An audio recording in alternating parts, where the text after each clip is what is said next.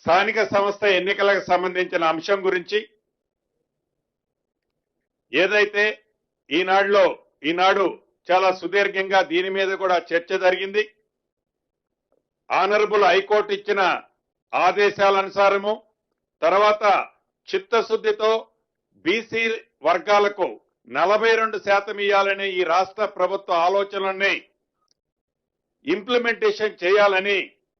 సుప్రీంకోర్టుకు కూడా ఈ రాష్ట్ర ప్రభుత్వం అప్పీల్ చేసిన తర్వాత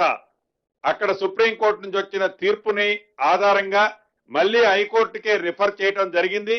హైకోర్టులో వచ్చే నెల 3వ తారీఖు నాడు మళ్ళీ దీని మీద